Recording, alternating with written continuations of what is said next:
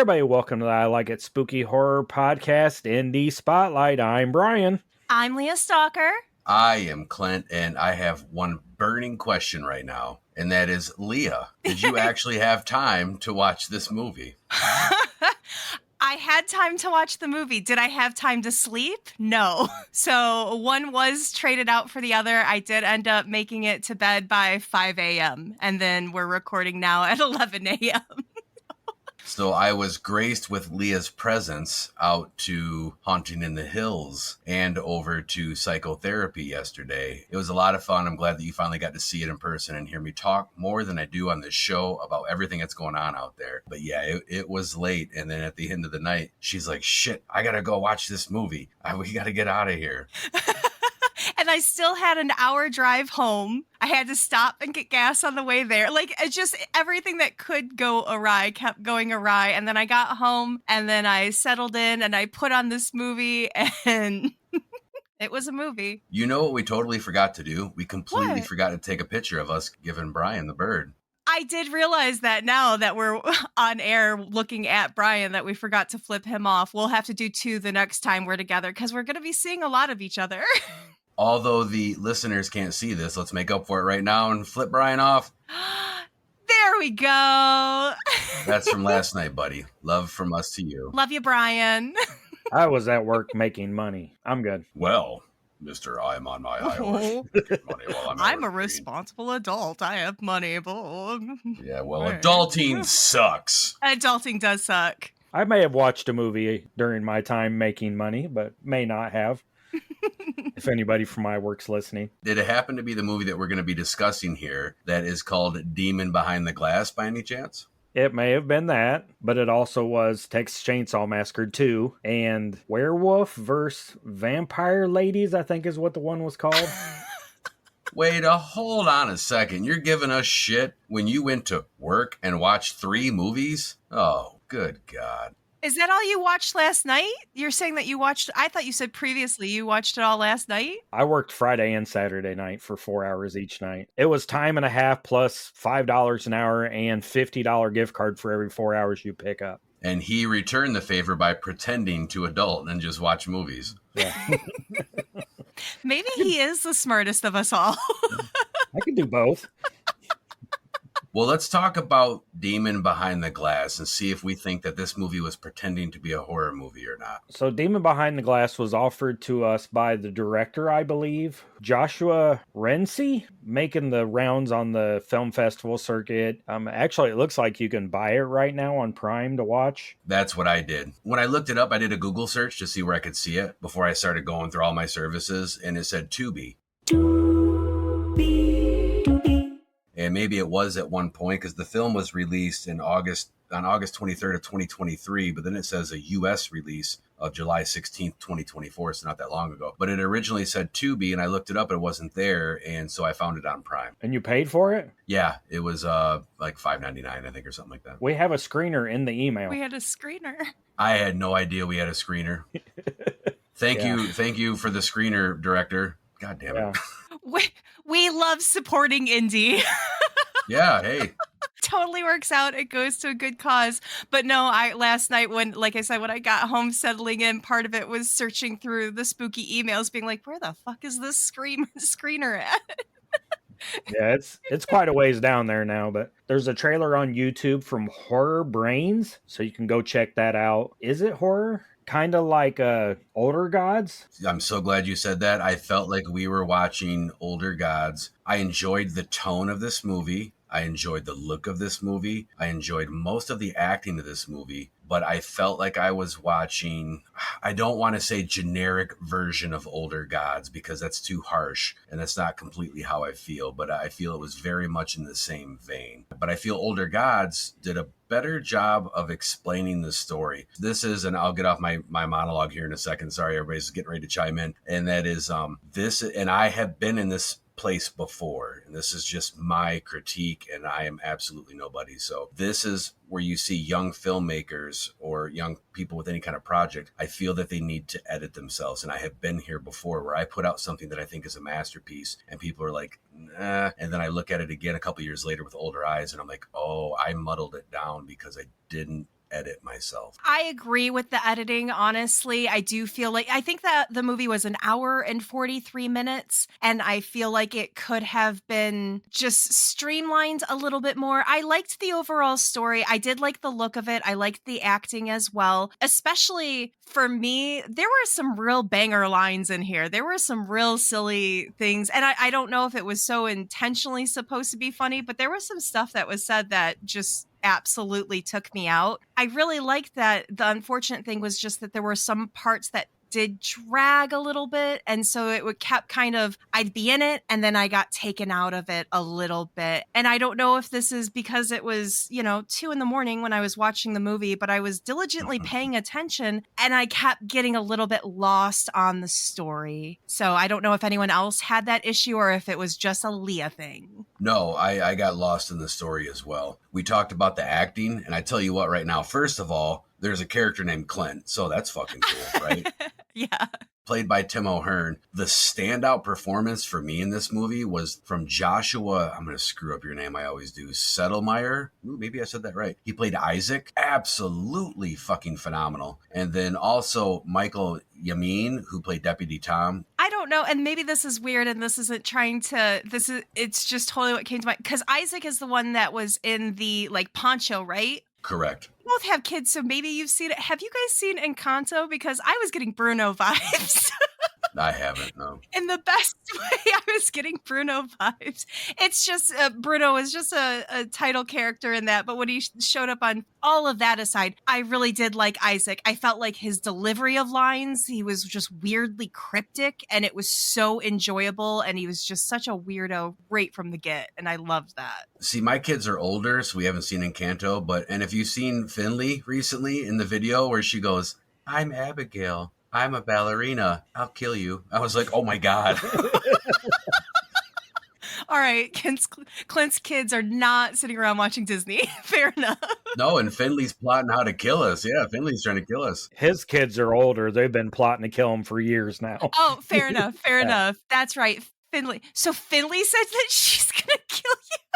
We watched Abigail, or they watched Abigail the other day when I was at work, and then I came home and caught the last part of it. And I had fun with that. Editing the podcast, the latest episode of the main show, and she's standing behind my shoulder, and she says, "I'm Abigail. I'm a ballerina vampire. I will kill you." And moves her head Brian recently tells me, he's like, "Yeah, I think I'm going to come up for something that I got cooking here in November." And then he goes, and Tiff and Finley might come too. And I'm going, I just watched that video. I don't know. They're going to kill me and bury me behind the wall in the mirror, just like happened in Demon Behind the Glass, which was another cool part of the movie that I liked, was Isaac's dead body stuffed in the wall. That was pretty sweet. Okay, but the only thing that I didn't understand is, and so did they found the dead body and the deputy comes and looks at it. And then does he just kind of say, well, we got to leave it for a while? He's trying to extort money out of the guy. Okay. To get it out of there. He wants $5,000 to remove the body. And the guy's like, "This isn't my house. Why would I fucking pay you to take that out of there?" He's like, "Just leave it."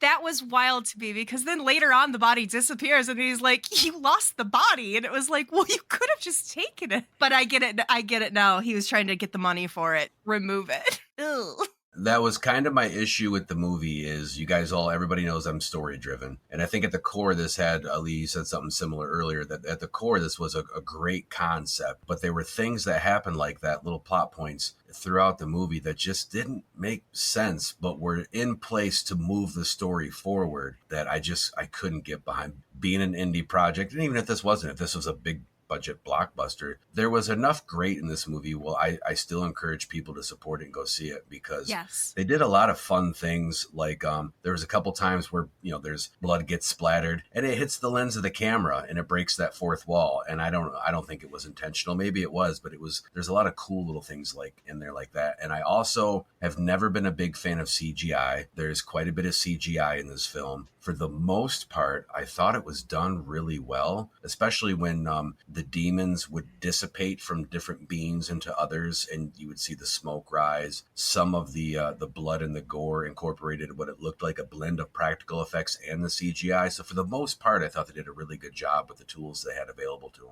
I agree that I did really like the blend of the practical effects and the CGI effects. I agree that the CGI was done very well. But they also, you had your demon and he's just in makeup and he's in prosthetics and all that. And it was very cool looking. It was very unique. And then there were a lot of aspects of him that were like he had that creepy hand that would come out a lot, things like that. There was one point where he's looming over the main character and then it seems like the hand's coming out from his pants. And I was like, oh, is that a demon hand in your pocket or you just happen to see me? But so like, I don't know. I did enjoy the mixture of the two. I do think that the effects were very good, except the one effect that took me out. And I don't know. It's one of those things, like you said, I don't know if it's supposed to be funny, is the fake raccoon going for the bacon. And it was so obviously a stuffed raccoon on a stick being put up, and it took me out. It was kind of funny. The action of that scene so fast, I was like, what the hell just happened? But I rewound it. Hitting on a couple points that you just brought up, Brian, I don't know if you felt this, but I don't know, again, if it was intentional or not by the filmmakers, but I saw some influences, and the arms that would come out of Isaac that would go into different things. All I could think of was Hellraiser 2, when the doctor towards the end of that, I forget the name of when he became the Cenobite, he had those that would shoot out into people. And I also thought that the corpse look of Isaac, it reminded me of the Incredible Melting Man. Yeah, so maybe some influences from when they were younger, the director or the actors growing up. I'm not sure of their age, but one thing you said, Leah, that makes me really think this movie needs tightened up is that you thought it was over an hour and 40 minutes long. It's an hour and 20 minutes long. Okay, that might have just been me and my brain reading it wrong or something like that. That's my bad. Well, I mean, maybe that you thought it was that long. Maybe you're like, oh, this felt long, and it wasn't. Thing is I did have to kind of like pause it here and there. It was late at night, but I finished it up by 5 a.m. and stuff, just because at some points I did have to. It was good. It's just that at some points I was just like, okay, I have to go take a walk around. I have to, because I just wasn't as drawn in at points that I wanted to be. And I don't want to bash it. I really, really enjoyed it. It was just that a very much an ebb and flow, in my opinion. I think what happened, and Brian and you and I run into this problem where we watch something that we really enjoy and then we watch something that we haven't seen and we're like, I think I would have liked this better if I didn't watch my favorite horror movie before it. And Leah was riding on cloud 9. She was riding high on adrenaline from visiting Haunting in the Hills and psychotherapy. It's very true. I had such a good time. And there's how many stories in this film? I mean, there's the story of the writer who finds the body. He's disgraced. He's lost his job. He's lost everything. It doesn't sound like he's got anything left. He's going to look for this story. And then you get a pregnant lady that's a government official that keeps coming in and out of the film for no apparent reason. You have the sheriff trying to, arrest him and keep peace. Does he even know what's going on? And then you have this cult and you have Isaac, and it was a lot of layers and really hard to pull together in an hour and 20 minutes. Exactly. And that was probably one of the hardest things for me to really figure out, where I did get confused, was the character of the pregnant woman. When they first met, I didn't think they knew each other, but then it was almost like they've been long lost friends. And it was so odd because when they first met, she drives up to the house that Isaac is renting in this small town and was very standoffish with him. The raccoon explodes, blood gets all over her. And I mean, she was ready to leave. She didn't know this guy. She wanted nothing to do with him, I perceived. And the next thing you know, she's in his shower. And I was just like, that is so odd. There were 2 or 3 points throughout this film where there was jumping conflict like that I just had a hard time making sense of. And a demon shows up and she's like, I gotta go. And then she goes back. Right. I wasn't sure if that was just me being a weird person because, you are covered in blood, so maybe you do want that instantaneous shower, but it just felt so quickly, so personal to be in someone's house and taking a shower when something like, just get in the car, you can wash it later, but get in the car and leave. It's weird. Yeah, when I'm covered in blood, I like to let it linger for a while. Just enjoy it. See, that sounds worse too. So we have Isaac, who, like I said, has lost everything. She's pregnant and I gather has lost her husband. He's passed away. Her significant other. Did you catch that? Well, it seems like she was also in like a mental ward or kept seeing things. She was hallucinating because she had that conversation with her dad. You have Isaac, who's our villain, but at the same time, I almost feel sorry for him. Like he's the town, he's creepy, but he's never hurt anybody, is the way I understand it. But this cult's using him and they want to get rid of him, so they put him in the wall and tell the demon to take, over his body. So is this pawn that these evil people that run the town have used? Yeah, you could feel some sympathy for him. I guess so. Kind of what we're getting at is, as far as story, it was layered. The word layered came up earlier. So not only was the story layered, but also the story of just about all of the characters were immensely layered. And I think that's kind of where I got what I was going for when I said something about edit, was just pare back the backstory a little bit, because sometimes you can get lost in the backstory. It seems to be a general, I won't say consensus, but an issue that a lot of the indie movies we watch have, that it's a very deep story. There's a lot that goes into a story, from Darius to Wyland to Older Gods was one of the ones that did it really well. Is that the only films that we've watched for Indie Spotlight? Oh, Publish and Perish did it really well. So maybe those are more polished writers. I mean, the one guy's a professor at a university, so I would imagine he's a published, a polished writer. But that they have to just tighten things up a little bit and censor yourself and edit yourself and maybe leave this part out because it doesn't drive the story or it doesn't need to be there. Start with one thing. Start with your special effects and hone that skill, and then work on your story. And maybe this is early in this person's filmography and they're still learning to do things. But if this is early, imagine what later is going to be like. It'll be better. It'll be good. I mean, this was good. I didn't hate this film. I wouldn't say don't watch it. I'd say if you're an indie filmmaker and you want to learn a lot and you want to see some cool stuff from an independent project, go check this out.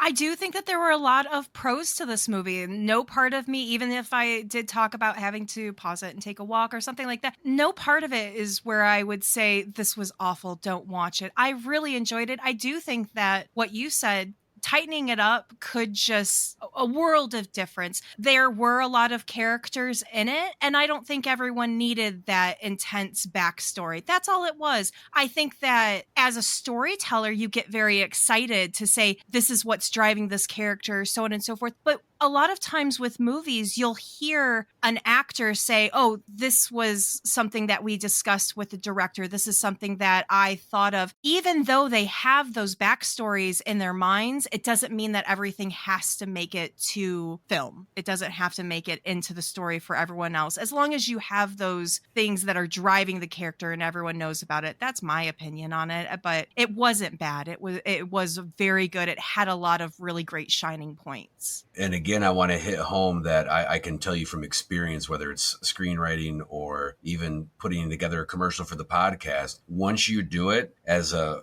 artist, I'm not an artist, I hate calling them, but as, that's my baby. I just birthed this thing and it is awesome. And no, I don't want to go butcher it up and cut it up. You know what I mean? It is wonderful and beautiful as it is. So it is extremely hard. And it's been a lesson that I've personally learned along the way of the last 20 years of dabbling in this and that I've done. No, but I agree completely. I am looking forward to more films from Two in the Chamber production company who put this on. This visually was an amazing film. They had some day for night shots that were really cool. Solid filmmaking. You also touched on Publish or Perish. And I got to chime in real quick because I tell you what, I was not on that episode. I listened to the episode. You guys did an amazing job. It, for me, was what I feel we always strive to create for our listeners. There were so many times when I was listening to that episode where I was like verbally, I was telling Leah this last night.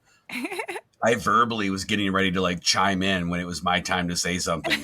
I was just like, but yeah, and then blah, blah. And I didn't even see the movie. I'm just listening to your conversation. I'm like, yeah, and but oh shit. Do you think he'd like Publish or Perish? I think so. I was actually just going to say that I do think that you should watch, not to sidetrack from the movie that we watched in this episode. Clint, you have to see Publish or Perish. And I even did, as I said, recommend it to my dad and told him that he needed to watch it. So if you recommend it to your dad and I'm the divorced dad then I guess maybe we're in. Although I got to admit, when I saw you last night, you had no chain wallet, you had no trucker hat, you had no band t-shirt. No, I did have a chain wallet on. I had a chain wallet. That's what I have all my stuff in. Oh, I didn't see the chain wallet. Well, still, no trucker hat, no band t-shirt. I was rather disappointed. But I was not, even though it sounds like it, I was not disappointed by this movie. Yeah, based off what you guys were talking about, Publisher Paris, just listening to that episode, I want to see the movie. I think it's what we strive to do for any project that we talk about in any of the shows here in the Spookyverse. And I hope that even though we seem to kind of have a negative tone on this, that we're making people want to see this, because it is a film to be seen for sure. Do you think that if they would have taken the creature out of the film and left just the cult stuff and the body in the wall and Isaac and Sinister, you don't see anything with the creature, you feel like that would have been better or worse? Sometimes I think what you don't see is better, because your mind can make up even worse things than what can be shown to you. But I actually enjoyed, I think that was one of the things I enjoyed most about this, was the creature effects, was seeing Isaac in the different forms. Not only was the acting when he was in human form just fucking amazing, but I loved the incredible melting man, burnt, decomposed, body. The arms coming out I thought were a little overused, but that's not even a thing. And I also really loved the crescendo of this film. I feel that the actual ending was a little predictable, but I liked how it gave our main character, the journalist, a story arc because of the creature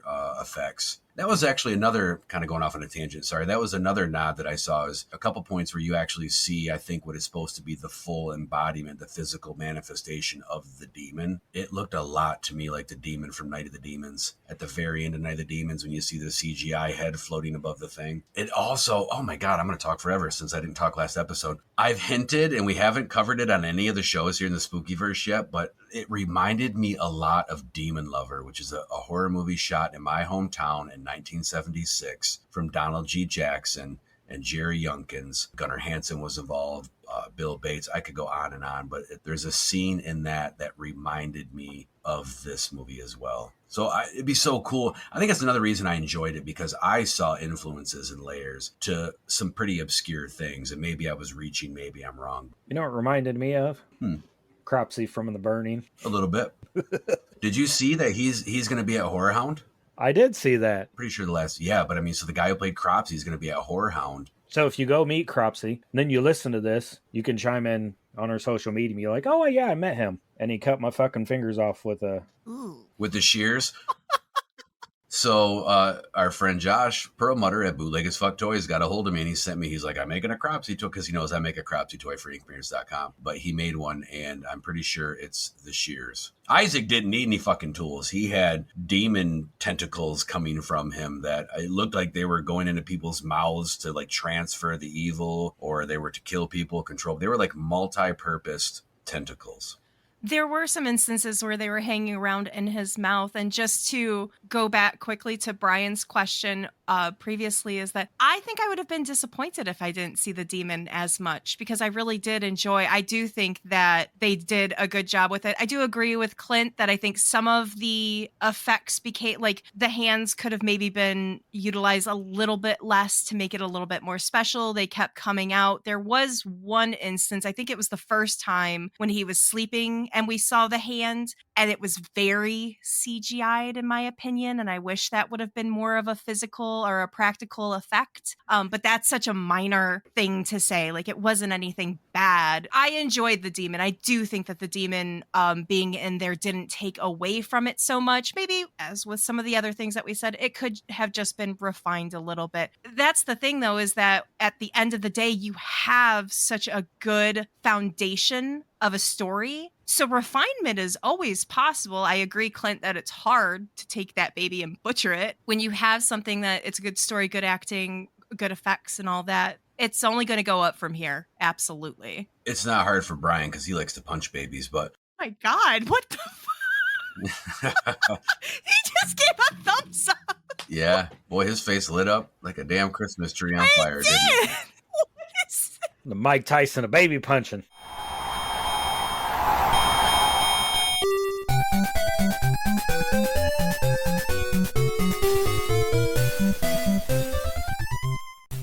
Oh God. We are, and I'm a little sad that nobody's brought this up yet. We are missing probably the most important part of this film, for this discussion anyway, and that is justice for Eyeless. Justice for Eyeless. It's in my notes.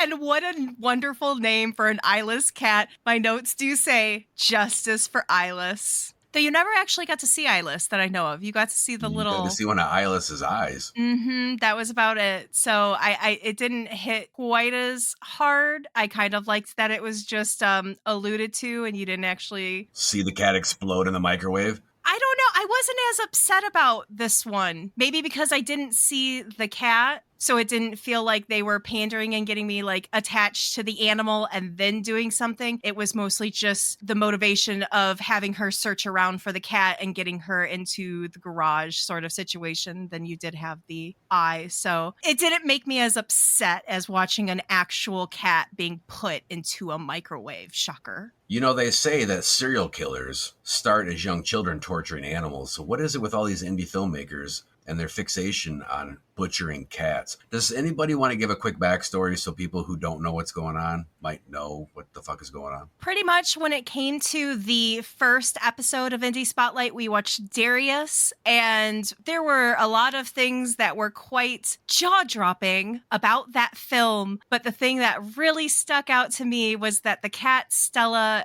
towards the end, for no real good story-driven reason, was put into a microwave. And so it started the discussion of, do people just do these things to animals because they know it will elicit a reaction versus is it actually pushing the story? I do think that this was more of a story-driven plot point, but that cat's name was Stella and I kept shouting the entire time, justice for Stella. And now it's justice for Eyeless. Yeah, because there's a cat in this film, Demon Behind the Glass, that is named Eyeless, and it's because it's blind and it has two glass eyes, which is bizarre to begin with, right? I was like, what? Why would you give it a glass eye?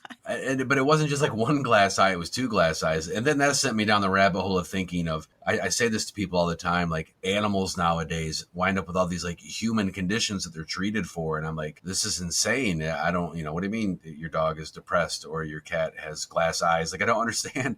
It's an animal. I love animals, but yeah, so this animal, this cat, Eyeless, had two glass eyes, and of course the demon pops up off screen, kills the cat, or at least rips one of its glass eyes out and tosses the bloody stump of a marble over across on the floor. It was like, oh, justice for Eyeless. Poor baby. Justice for Eyeless. And I will say too, as much as I always like to harp on the thing about the animal violence, I will say, and this is I think it's funny, is the fact that we've mentioned before that I worked at Psychopathic Records, and I would go into the studio and I would record things. And at one point we recorded something. It was like one of those tracks where it was a self-contained horror movie. And we literally, as we're recording this horror movie-esque audio, the producer goes, by the way, we're going to shoot the dog. No good reason, but it's going to piss everyone off. So wow. we knew that it would elicit an affair. And or not elicit affair.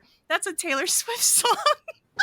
Well, if Eyeless could see how upset Leah is, I think she'd be, happy because someone cared that much. But she's not seeing shit. I can't believe I accidentally dropped I can hear it because she's banging on the freaking mic. I'm like, she's mad. She's banging on the desk. I'm sorry. I just derailed. Should we have a moment of silence for Eyeless? A moment of silence for Eyeless, please. Yes, let me pull myself together. Okay, not that long, because I missed out talking the last episode. I got to say something. People need to hear my voice. I'm just kidding. Do you know, I know a whole bunch of voices that people need to hear. And that is from all of the great shows, not only from the Spookyverse, but from our podcast network, the PFPN.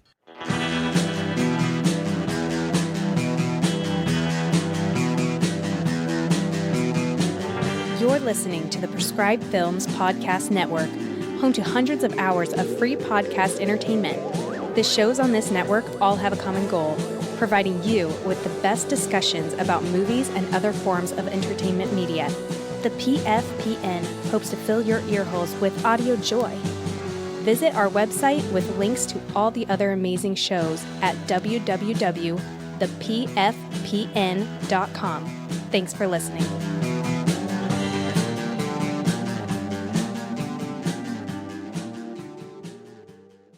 So now that we've heard from our podcast network, Clint has something else to say. Shocker. Hey, I mean, that's what we're supposed to do here is talk, right? No, there was a point about the film that I forgot to bring up before we went to the podcast network. I'm curious if you guys agree. As far as Demon Behind the Glass, as I'm watching it, I started to feel I had this, like, I wonder if the filmmakers have had experience doing, like, docudramas. Like when you're watching, like, a ghost hunter show and they reenact that part of the story. Because I felt at certain points like I was watching a docudrama recreation of true crime or something. No? Just me? I didn't have that in the moment, but now that you mention it and I'm thinking back to it, I can honestly see that. Yes. It was, like I said, it wasn't something that I thought in the moment. Wasn't having that, but now I'm like, oh, okay. So that is a really good point of wondering if that's part of their background or something like that. It really hit for me when the Clint character took the dead body and was on the lonely side of the road of a lonely highway and was going to go bury this body. Presumably there was a shovel, the body was wrapped up. And I was watching it and all in my head I heard like, and then Clint took the body to the side of Highway 101. And then you see the reenactment of Clint doing that. And I was like, wow, this is like a docudrama. Like a American Justice with Bill Curtis on A&E. Kind of like that, how they'd reenact stuff. Oh, yeah. I'm glad you said A&E. I'm like, what are you talking about? Oh, yeah. Mm. Up at 4 o'clock in the morning because you work night shift and there's nothing fucking on but American Justice and Cold Case Files, maybe? Or